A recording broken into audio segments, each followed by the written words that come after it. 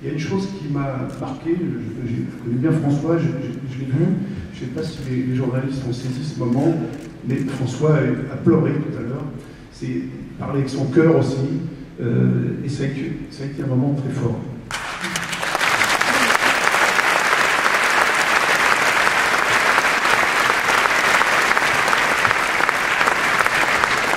Je voudrais confirmer ce qu'a dit un précédent intervenant. Oui, moi aussi, j'ai vu une larme. Une larme sous les sourcils broussailleux du laboureur sartois. Oui.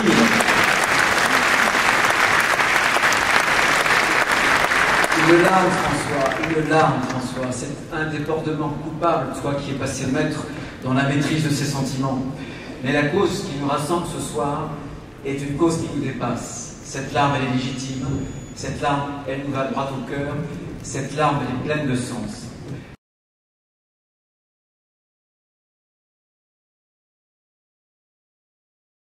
À l'initiative de cette soirée, c'est un homme d'État, le Premier ministre François Fillon, qui est d'abord un citoyen ce soir.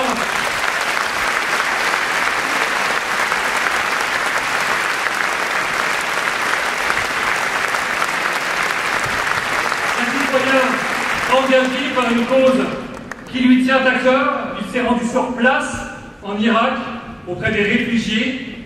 C'est ce citoyen engagé qui va prendre la parole pour mettre ces mots forts au service de cette grande cause des chrétiens d'Orient. Mesdames et messieurs, François Fillon.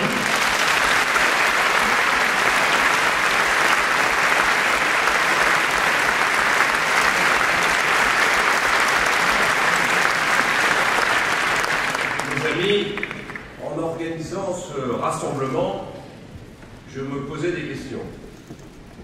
Est-ce que vous seriez là ? Serions-nous suffisamment nombreux pour nous montrer dignes de ceux qui appellent au secours? Je m'interrogeais et j'avais tort. Vous êtes là, vous êtes solidaires, vous êtes généreux, vous êtes engagés. Merci de tout cœur d'avoir répondu à notre appel. Pour les chrétiens d'Orient, en effet, l'oubli est la pire des peines. Et nous sommes ensemble ce soir au Cirque d'hiver pour leur dire que Paris ne les oublie pas. Pour leur dire que les Français sont avec eux. Notre voix est là pour presser les gouvernements à agir. Elle est là pour réveiller les consciences. Notre voix est là pour rappeler que la France fut longtemps la protectrice des chrétiens d'Orient, mais aussi celle des élites du Levant qui aimaient le pays des Lumières. Notre voix est là pour susciter des soutiens en faveur des associations qui accueillent des réfugiés, qui soignent des blessés, qui scolarisent des enfants. En Irak, au Liban, dans les camps de réfugiés, j'ai rencontré ces bénévoles et ces professionnels de l'action humanitaire. J'ai vu ces prêtres et ces sœurs qui travaillent dans des conditions extrêmes. Ils sont formidables. Ils sont formidables de courage, de dévouement. Aussi, je voudrais ce soir qu'ils montent du Cirque d'hiver un hommage si puissant qu'ils puissent être entendus partout où ils œuvrent pour le bien et pour la paix.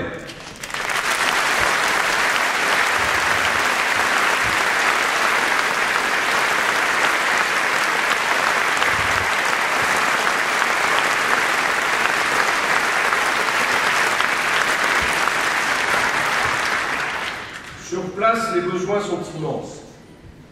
Et nos concitoyens doivent se mobiliser. Ils se mobilisent déjà. Mais il faut qu'on fasse plus encore. Il faut se tourner vers les associations qui œuvrent en Orient, organiser des actions de solidarité. J'appelle les jeunes dans leurs lycées, dans leurs universités, à mobiliser leurs amis. Ils se demandent parfois à quoi sert la politique. Eh bien, elle sert aussi à défendre des valeurs essentielles. À 5 heures d'avion de Paris, on tue, on torture, on vend des femmes sur les marchés, on brûle des bibliothèques, on détruit des églises, on efface pour toujours les traces des civilisations les plus brillantes. Dans les villages de la plaine de Ninive, un convertissez-vous à l'État islamique, sinon vous mourrez par le glaive, éraillent des haut-parleurs, des pick-up surarmés. Des hommes, des femmes, des enfants prennent la route de l'Exode. Sur les places publiques gisent les corps des insoumis, autour desquels des adolescents sont invités à jouer au djihad.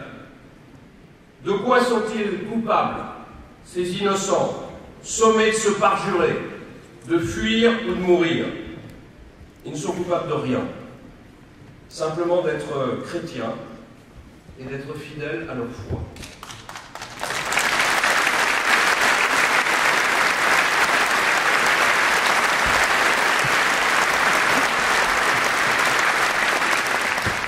Faudrait-il devoir rappeler que derrière le commerçant, le professeur d'école, le paysan chrétien ne se trouve pas le vassal d'un croisé en armes, mais des êtres qui chérissent leur simple existence. Depuis plusieurs années déjà, les chrétiens d'Orient sont les otages d'une région minée par des guerres dont nous fûmes parfois les complices orgueilleux et naïfs. Une région contaminée par des prêches toujours plus sectaires. Humiliation, intimidation, obligation de se plier à la loi du plus fort, de choisir son camp. Les racines du drame ne datent pas d'aujourd'hui. Mais avec l'État islamique, nous avons changé de monde. On ne partage plus, on brise. On ne négocie pas, on tue. On ne cherche pas à sauver sa propre vie, on souhaite la mort jusqu'à ce que le califat règne sur la terre et impose à tous sa lecture de la charia. Le fanatisme islamiste n'épargne personne. Dans les camps de réfugiés du Kurdistan irakien, j'ai entendu les mots de ces musulmans épouvantés, outragés par ces assassins qui bafouent leur religion et qui enflamment l'islam. Ce ne sont pas des musulmans, ce sont des monstres, me disait un de ces hommes. Ils n'ont rien à voir avec l'islam. Mais dans ce cortège de détresse, j'ai vu une réalité que nous ne pouvons pas taire. Une vérité que la France n'a pas le droit de refouler au nom de je ne sais quelle mauvaise conscience. En vérité, ce sont les chrétiens qui sont les premières cibles d'une épuration culturelle, spirituelle et humaine. Leurs coutumes, leur foi, et disons-le, le message bienveillant du Christ doivent faire place nette au drapeau noir d'un nouvel ordre.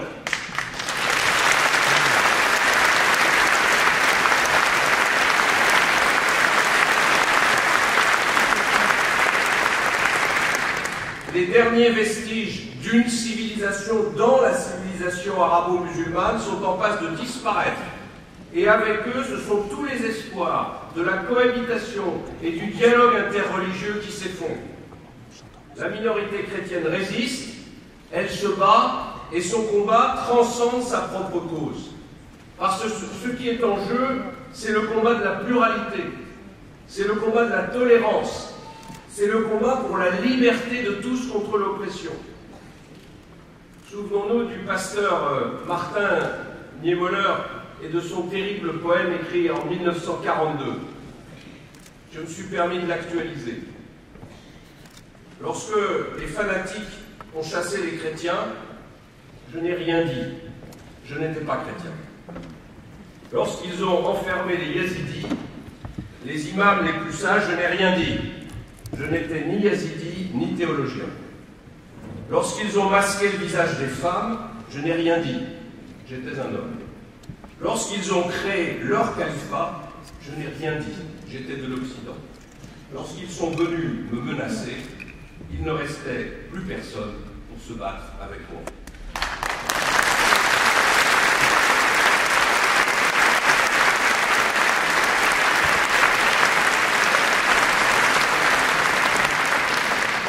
Oui, si par faiblesse, si par indifférence, personne ne se dressait pour les chrétiens d'Irak, de Syrie, de Libye, du Nigeria, d'Érythrée et d'ailleurs, alors la liste des victimes s'allongera parce que telle est la logique du totalitarisme. Et plus cette logique intégriste et purificatrice avancera, plus notre monde se fermera. Sunnites, chiites, juifs, chrétiens, chacun se recroquevillera sur sa communauté, sur son territoire, sur ses dogmes. Et de l'autre côté de la Méditerranée, l'Europe se repliera sur elle-même et s'abîmera dans la peur et les affrontements identitaires. Il en sera alors fini de ces passerelles qui nous lient, de ces cultures qui s'entrecroisent et qui nous rassemblent. Le temps des tribus sera revenu. Quelle que soit sa religion, croyant ou athée, personne ne doit donc se taire et baisser les bras. L'issue du drame ne peut pas être et ne doit pas être le départ de tous les chrétiens de Syrie ou d'Irak. Il faut combattre et démanteler l'État islamique, puisqu'il est le fer de lance du fanatisme.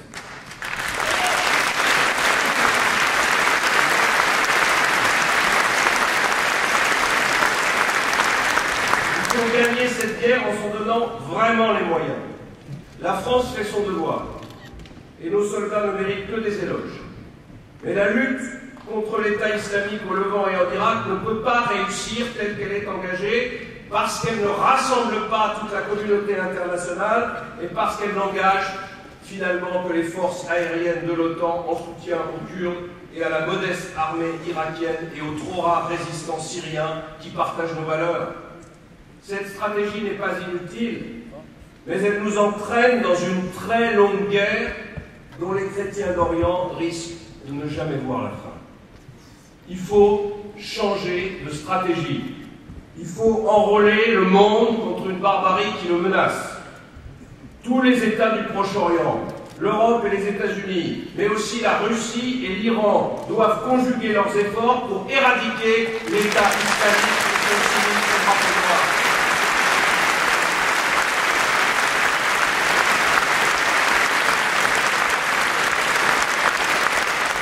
Ne pas associer l'Iran et la Russie, c'est se priver de toute possibilité de résoudre cette crise.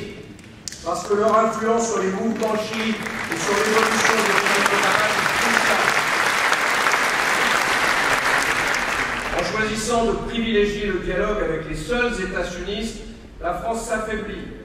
Il est temps qu'elle équilibre sa diplomatie et qu'elle amène sunnites et chiites à se parler et à agir ensemble pour détruire l'État islamique en déployant des forces armées communautaires.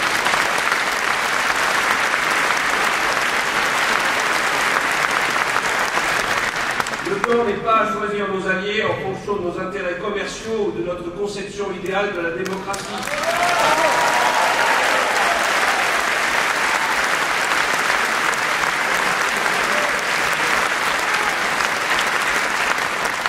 Le temps est à la mobilisation générale contre un danger mortel pour toutes les civilisations. Le temps n'est pas non plus à l'organisation d'une croisade occidentale sous la bannière de l'OTAN pour réitérer le désastre de la guerre en Irak. Le temps est à la mobilisation générale avec en première ligne les États du Proche-Orient qui seuls peuvent combattre au sol les djihadistes sans provoquer cette réaction anti-occidentale sur laquelle misent justement nos élites.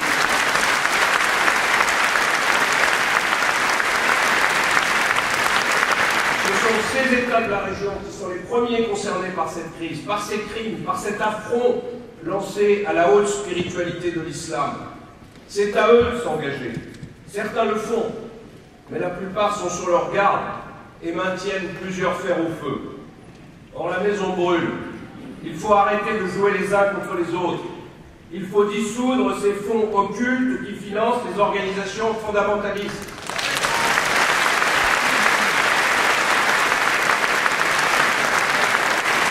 Il faut stopper toute participation au commerce direct ou indirect des produits pétroliers avec le prétendu État islamique en Iran qui s'est affecté. La rivalité entre l'Arabie Saoudite et l'Iran, dont le Yémen est aujourd'hui la proie, est meurtrière pour tous. Au-delà de la question nucléaire iranienne qui n'est pas encore résolue, l'éventuel rétablissement des relations avec Téhéran doit déboucher aussi sur un dialogue avec Riyad. Tant que ces deux puissances se défieront, l'Orient est voué à demeurer la poudrière du monde. Peut-on totalement éteindre cette poudrière sans faire avancer la paix entre Israël et la Palestine? Non. Les États-Unis et l'Europe doivent réenclencher et imposer le dialogue.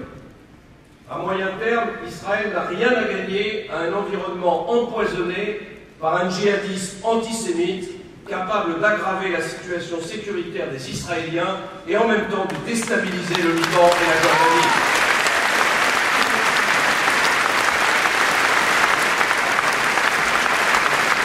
Vous m'aurez compris, il faut frapper ensemble le fanatisme et il faut avoir l'audace de réfléchir ensemble à l'avenir du Proche-Orient dont les peuples paient très cher nos erreurs passées. Et puis, il y a l'urgence humanitaire. On y répond dans les camps de réfugiés pour lesquels la communauté internationale doit amplifier ses aides. Parce que la Turquie, la Jordanie, le Liban sont à bout de souffle. L'urgence se joue aussi en Europe, et singulièrement en France, pour ces réfugiés persécutés qui ont droit à l'asile politique.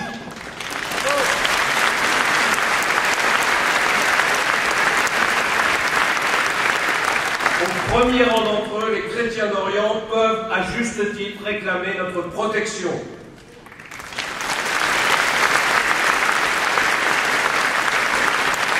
La guerre en Syrie et la déstabilisation du Proche et du Moyen-Orient provoquent en Europe une forte augmentation du nombre des demandeurs d'asile. Et la tentation est forte de dire que nous n'avons pas les moyens de les accueillir et d'invoquer notre situation économique. Naturellement, il faut filtrer ces flux migratoires. Mais les demandeurs d'asile ne sont pas des migrants comme les autres.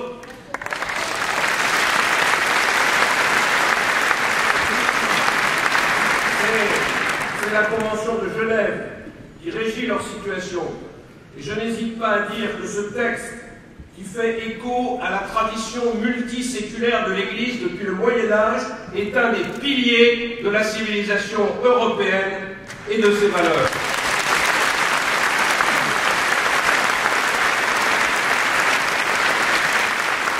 Notre devoir est d'en respecter l'esprit et la lettre.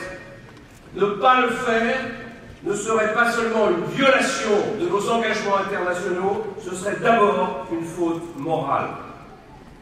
L'effort qui est demandé à l'Europe est modeste par rapport à celui que consentent les pays limitrophes, au premier rang desquels le Liban, la Turquie ou la Jordanie, qui accueillent plusieurs millions de réfugiés.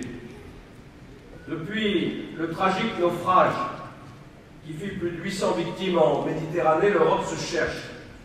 Plus les semaines passent, plus les querelles entre États membres ont quelque chose d'indécent face au drame que vivent chaque jour les chrétiens d'Orient.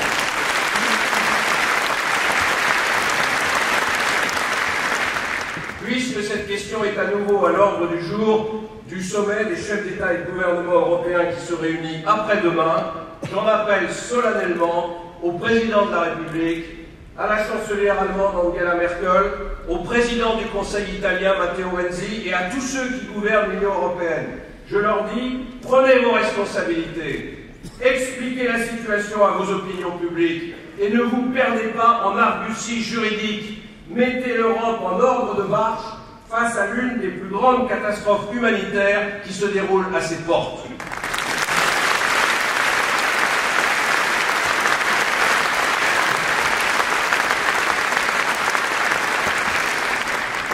Ici, dans cette salle, beaucoup ont de la famille et des compagnons qui souffrent de la guerre.